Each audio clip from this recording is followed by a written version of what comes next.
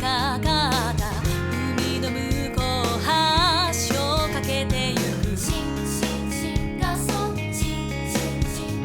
君も見ているのかな So you say Oh, hi. I'm so glad you're here. I was just doing a little drawing in my sketchbook. You want to see it? This is our new friend, Azita. She just moved to Kazumi's town of Mapleberry Village. And, Kazumi noticed. Azita loves science and technology. She's always building new gadgets and robots. She is very confident. Something I was not when I was her age. In fact, I remember a time when I was too afraid to show people my drawings. I was so nervous that these people would think my drawings weren't good, so I hid them. I became very intimidated, and I hid my true self. In today's story, Kazumi is dealing with something very similar. Let's take a look and see how he handles it. In Kazumi 2, and It Is So Good to Be You.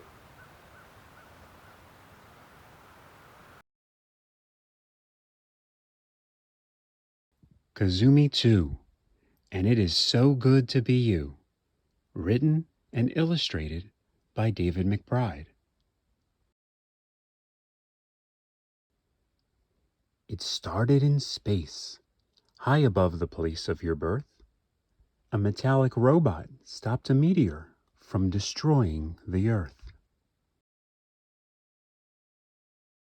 Little Kazumi flew by in his new space race car, but his mind was somewhere else, somewhere very far. He dreamt of the new girl, Azita, who came from some other place. She had a certain smile that made his heart race. How do you talk to someone you like? Thought Kazumi as he put on his coat. Every time I try, I get this pesky lump in my throat. What does she like? Oh, what could it be? Surely it's not enough simply just being me. Kazumi came up with a plan that put all his friends in a good mood. They'd all work together to make Kazumi look like one really cool dude. Just be yourself, said Kazumi's mom, who was very smart and quite wise.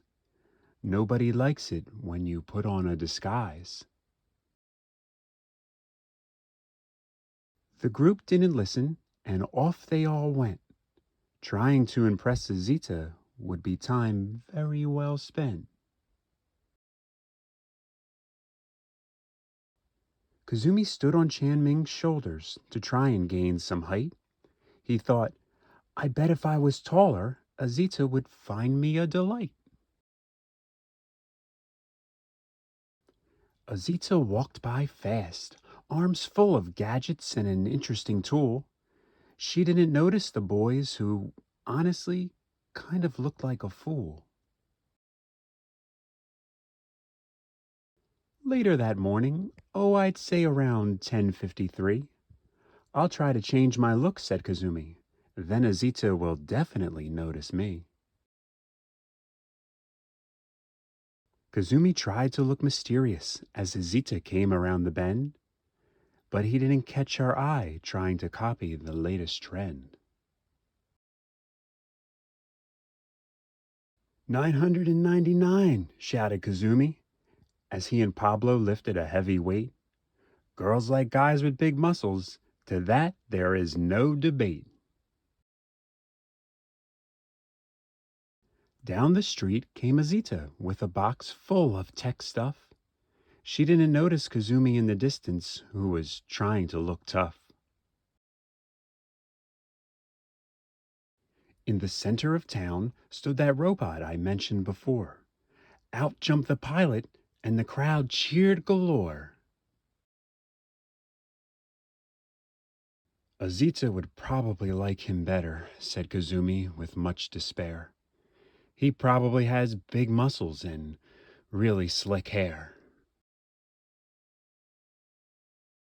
A few moments later, tensions grew high when everyone saw 3,000 meteors falling down from the sky. The pilot jumped back in the robot to try and save this whole place, but didn't get very far after a meteor smashed into its face. Everyone panicked and quickly ran away. Only Kazumi thought to lend a hand and help the pilot that day. He cleared off the rubble and helped the pilot to rise. What happened next caught Kazumi completely by surprise. The pilot was Azita, who stood up without a scratch. I have to get my robot running. Help me open this hatch. My thrusters are damaged, said Azita. I have no way to fly. Kazumi activated his space race car to help them get to the sky. My car has speed, said Kazumi, and your robot has power. If only we could combine our machines in this most desperate hour. That's it, said Azita. That could really save us. You know what, Race Car Pig? You might just be a genius. They connected circuits, switched gears, and punched in some code. Before long, Azita's robot had a brand new space race car mode. The robot took to the sky with a sonic blast. They destroyed every meteor right down to the very last.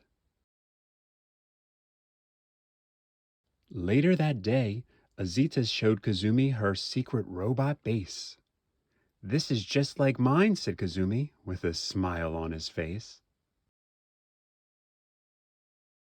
I have a confession to make, said Kazumi. I've seen you before. I was too shy to talk. I thought you'd find me a bore.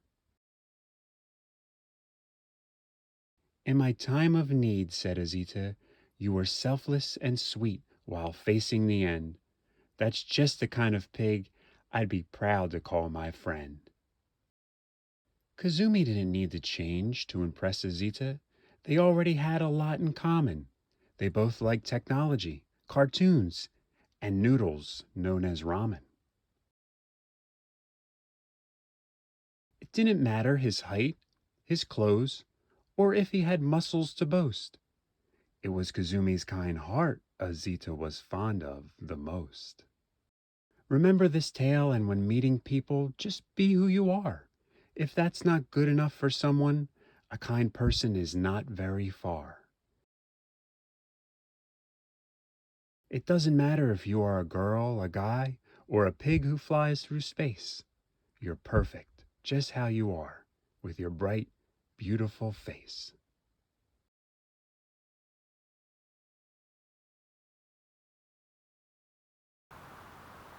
Wasn't that great?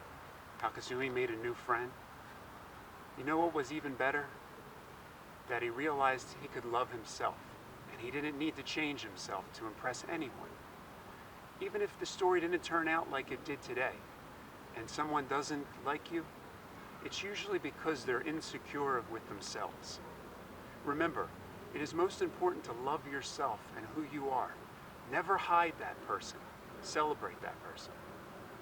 I love you, and I hope you love yourself. And I'll see you next time. 歌をあの空